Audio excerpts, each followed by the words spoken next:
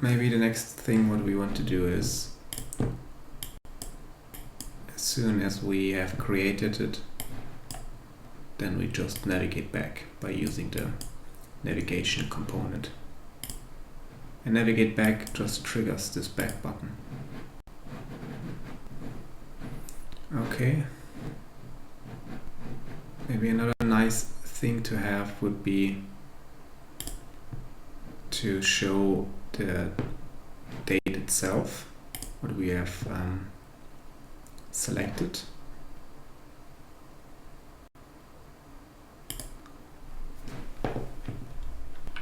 Okay, so what we would say is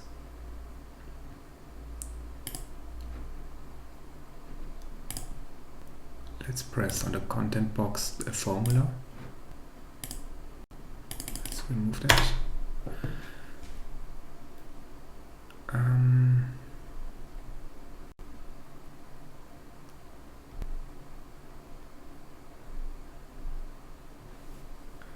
Let's use a if.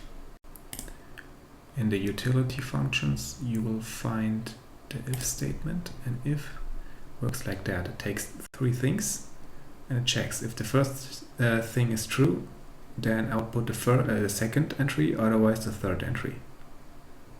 So let's put this one. Let's say if true. Put some kind of text. Otherwise, we go with choose a date.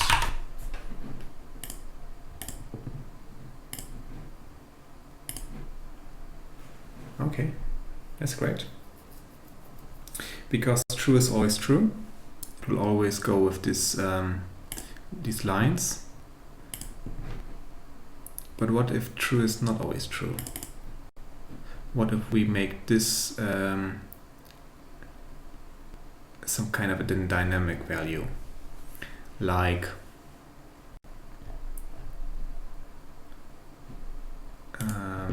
let's check if we have actually selected a date or not. Okay, what we can do is go with is empty. Is empty as a function, it takes something, and if it's empty, then it goes with true. So let's say if the date, which we will store in page variables, if this one is true, go with that one. So if this one is empty, let's put choose a date. Otherwise,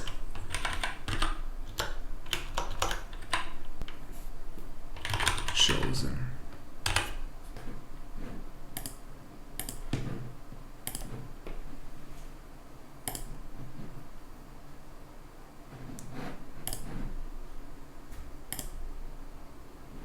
Choose a date. Now I'm going to choose something. It's chosen. And a better fit would be not to print chosen, but to print what I have actually chosen, which is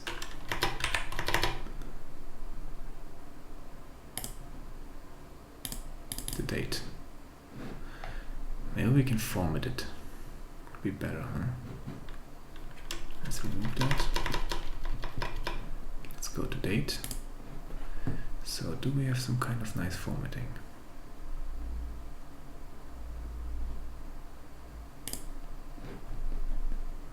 Okay.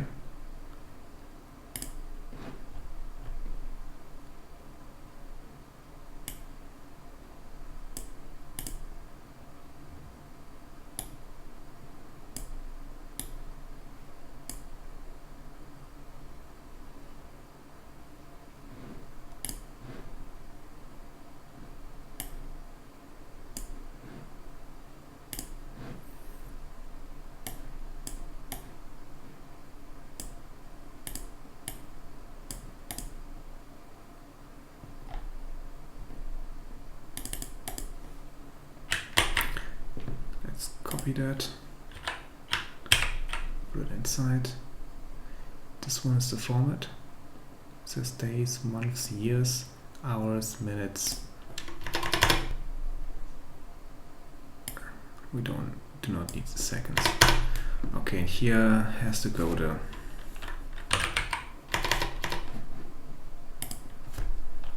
page variable, page vars dot date.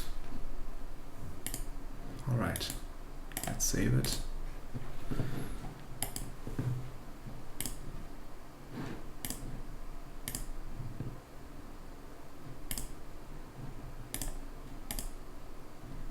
Great.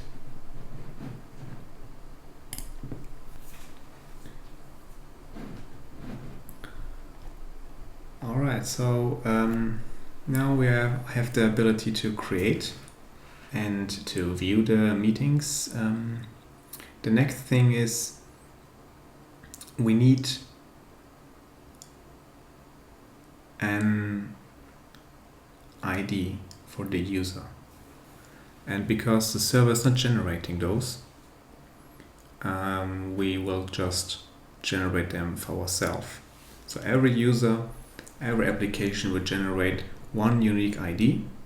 And we know it's unique because the purpose of those long UUID numbers is that it's so highly, it's so unlikely that two numbers would be generated with the same value that you can basically treat every UUID generated by these algorithms as unique. Okay, so let's say that we want to generate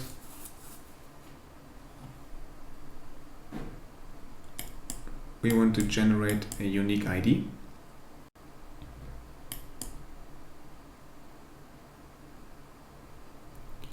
Every time we open this app. So we need to have some kind of data for it. First, we are going to create an app variable. We will call it the user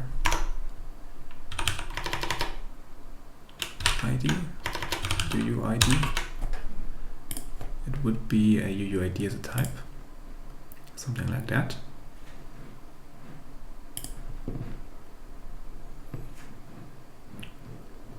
And when do we execute this function? On the page mounted. And the page mounted event means that once, so the first time this page has been created, this event will fire.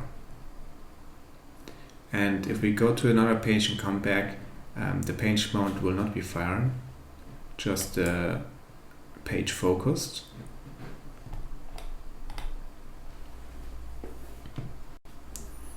Okay.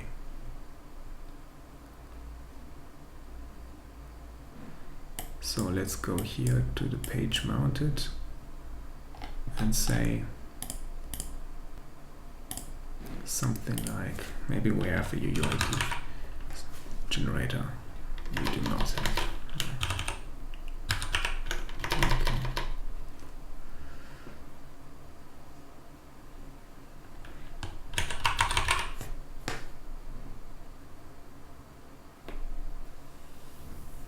Okay, we need those two. Get item from storage.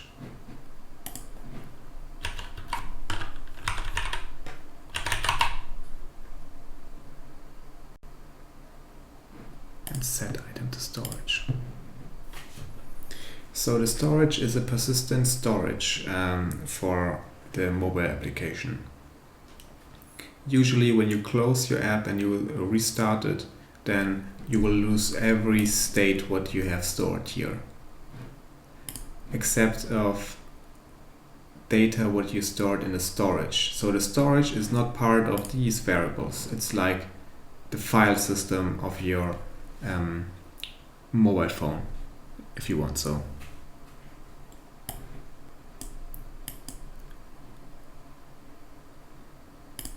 So let's set. So what we need to do first is, once this one is mounted, let's get the user ID, the user UUID, and if we have the user UUID,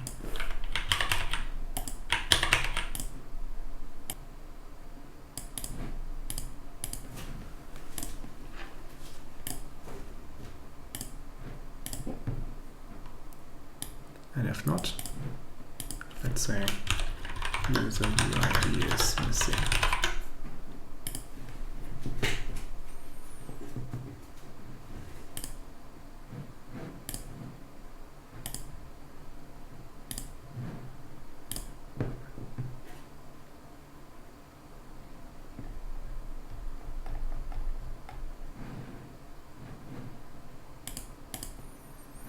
Okay, I can't recreate it because I'm not triggering the page mount event, but we can just put this one as well to have a second trigger.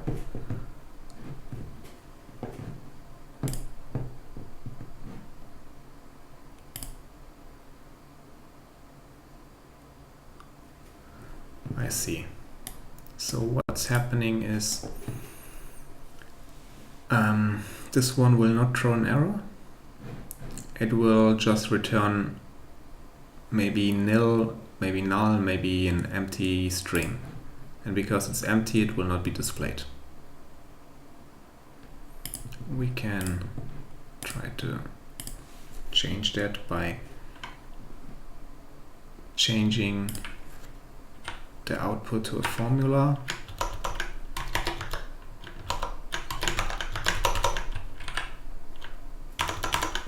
Just put a string behind.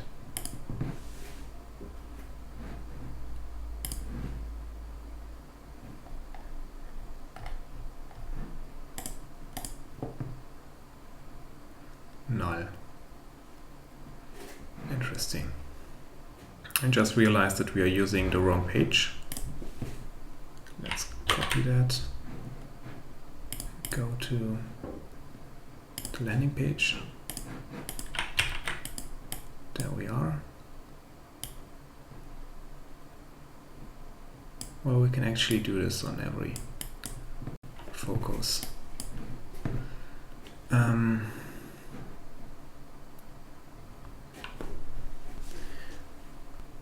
Okay, so this one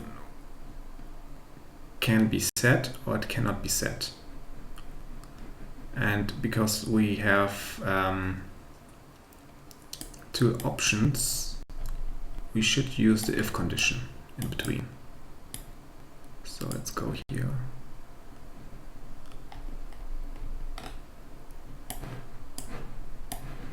One toast, another toast.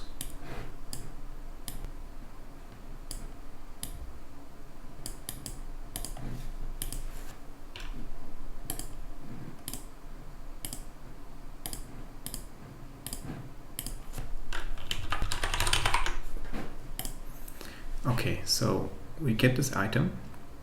We will check if this item is the UUID.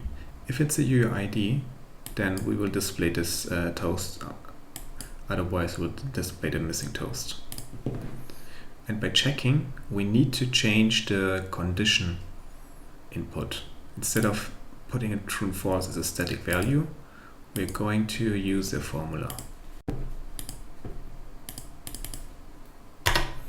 So let's take a look at the functions what we can use.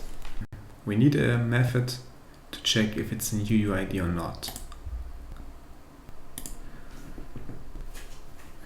Looks like this function is missing. Let's see if we can find another way.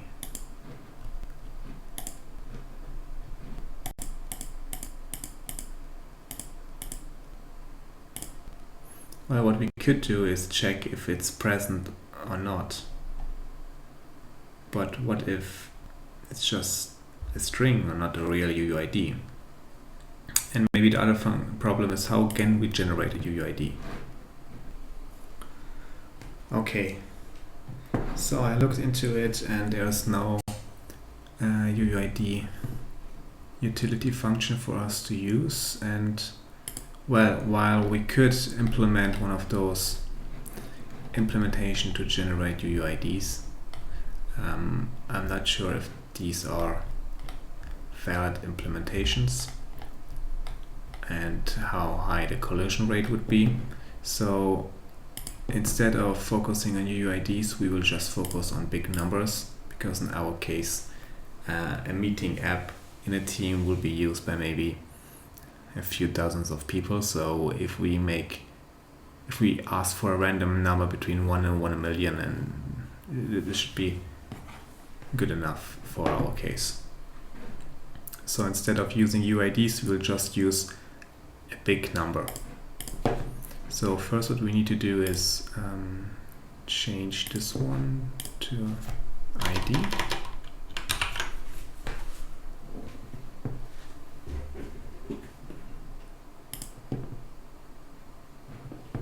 Okay.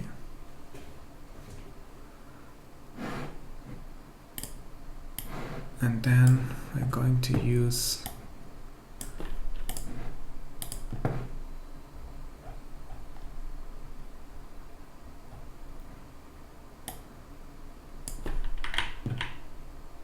let's patch that one. So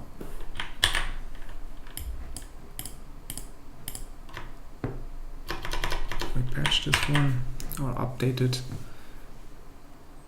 so that we say, instead of this one being any big number, we just say it's, well, instead of being in the UUID, we just change it to a number.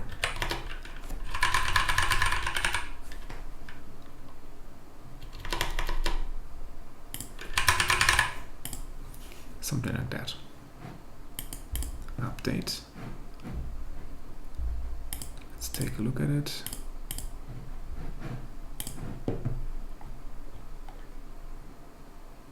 Yo, looks fine. Now we have to update our schema. Meetings.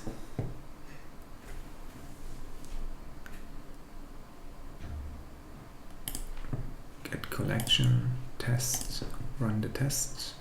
So now we have here numbers instead of UUIDs. Sorry, here, there. We will update the schema. And if we go to our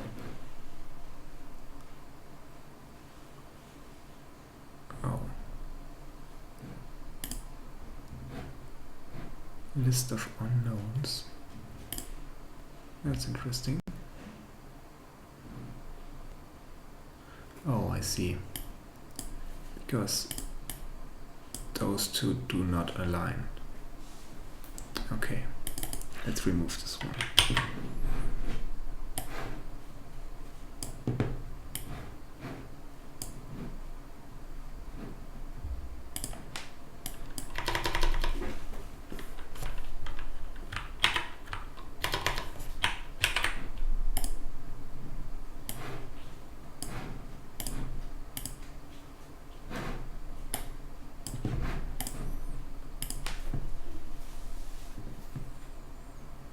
Okay, now we have a number here and we have a feedback there.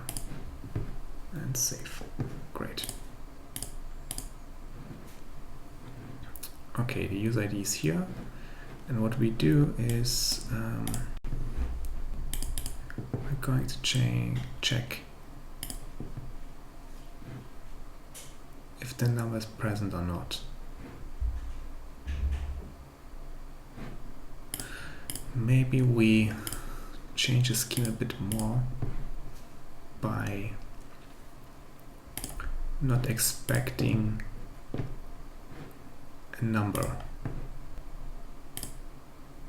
Just text. Text is fine.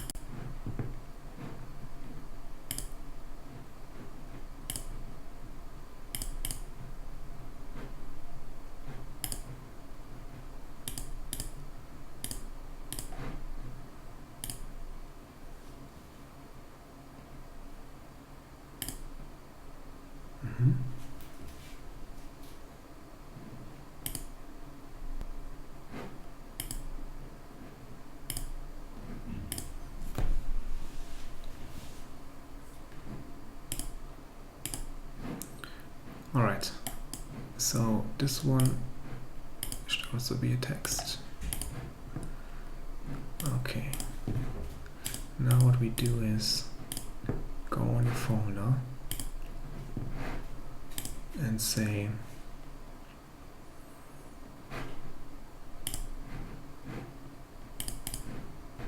should be a formula, right?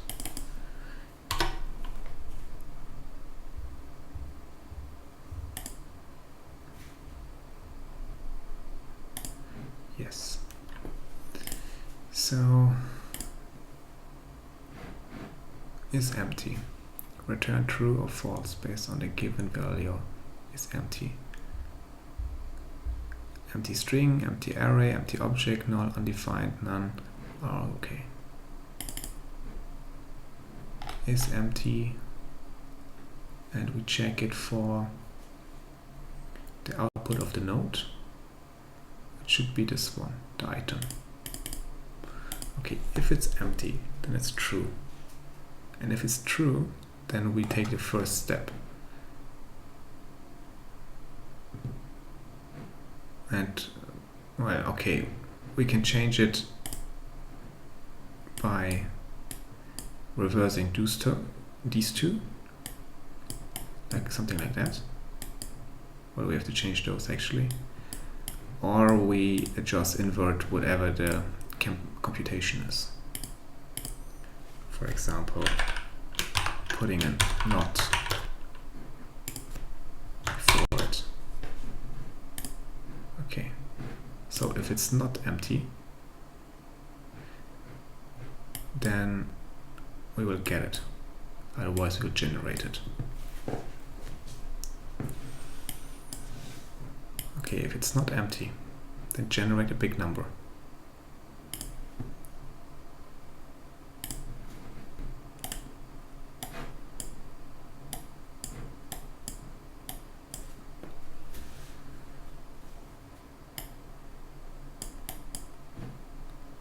Okay, and the user ID. Okay, we're going to set a new data point, and this data point will be generated by using math random number, random integer. Integer is a whole number between 2 points. So let's say between 1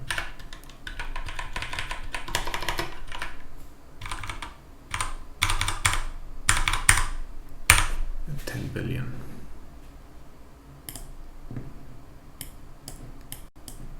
That's great. And once we generated it, we will save it into the storage, but at the same time we're going to set it for our app.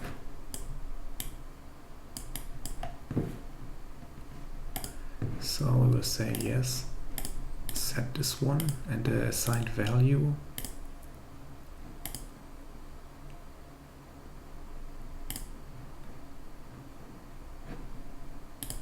okay, that's a problem. We can't, this one is not passing the item. So what we should do,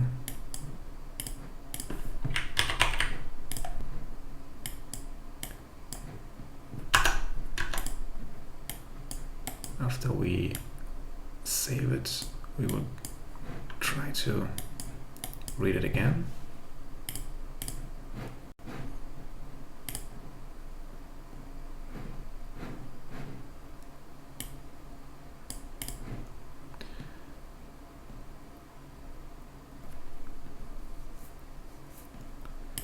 And then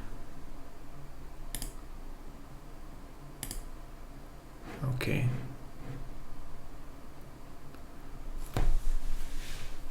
Yes, it's the same problem. This item could be any value.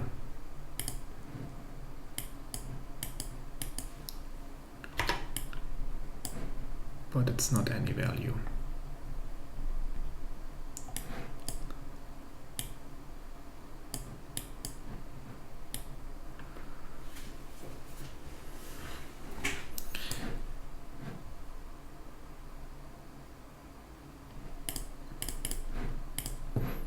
Another thing what we need to do is we may have to make sure that this one is a string and not an integer. So we change the data type. So we read it.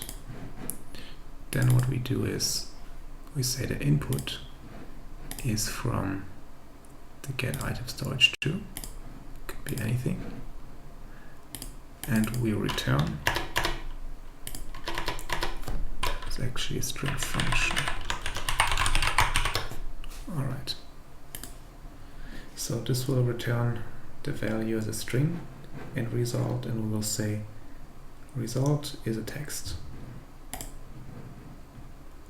And now we have the right data type.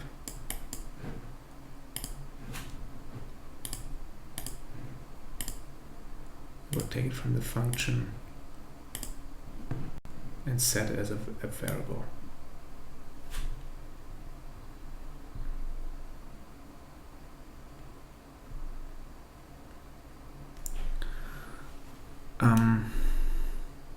Okay, this is what it's doing. It's getting the data.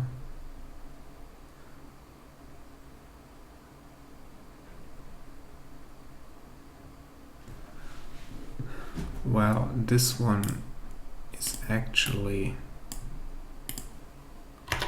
wrong. It should be like that. So if it's not empty, so if it's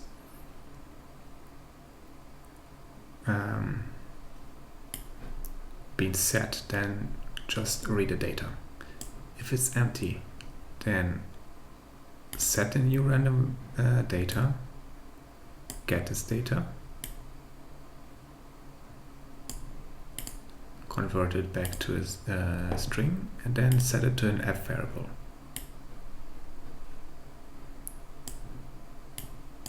Maybe let's put a toast at the end.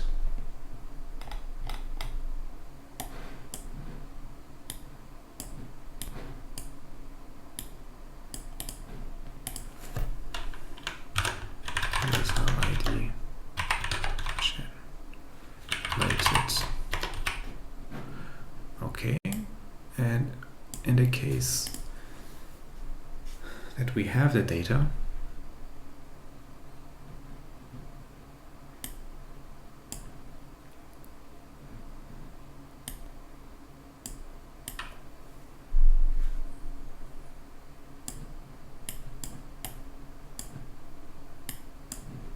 we could actually do this one.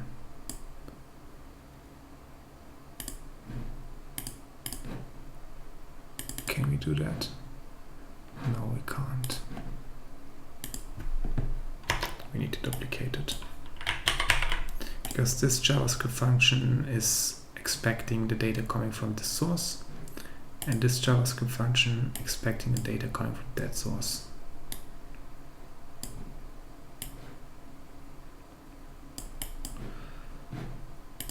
Okay. Yes, that's correct.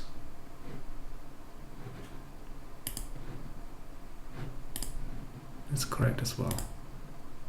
Double check. This one is storage 2. This one is simple storage. Okay.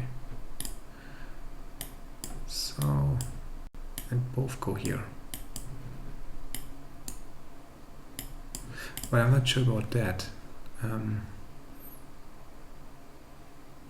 Yeah, I'm not sure about that.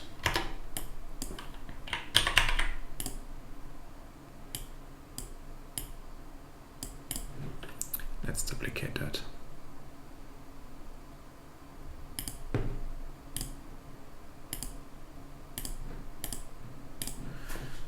There we are.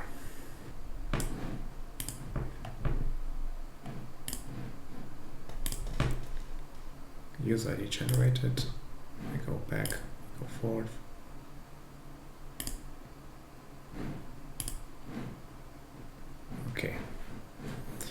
let's display the app variable.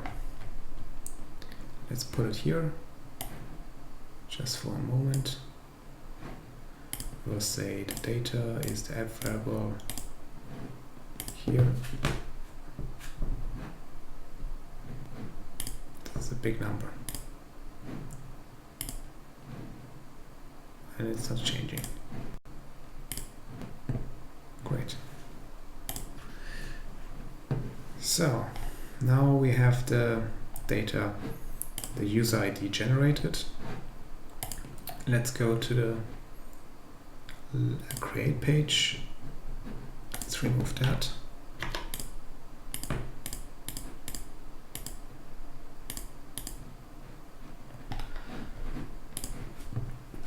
And another thing what we need to do is in a create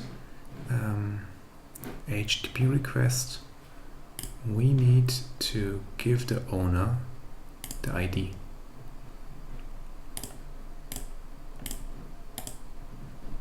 There we are.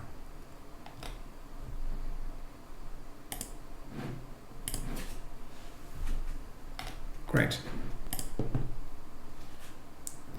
So in this case, let's go back to Postman. Let's take a look at the data.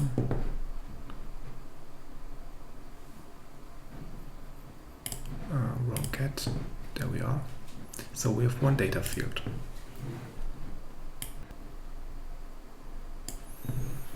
Okay, let's create a new item.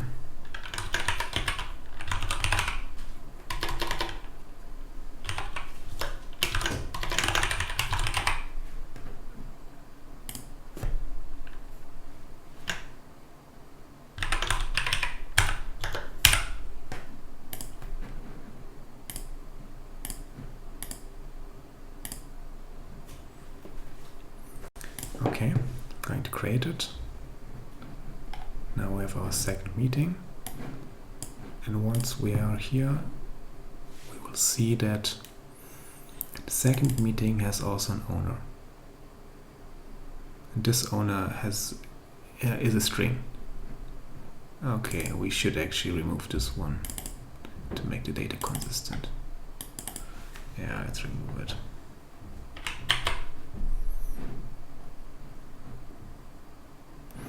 Well, what we need to do is maybe let's just patch it. Let's put a string between those numbers. Okay. Let's go back. There we are. Great. So what we have now is a user ID, the ability to create meetings with an owner associated. And what we need to do now is be able to click on one of those meetings and then rate them. Or if you're the owner, also be able to delete this item.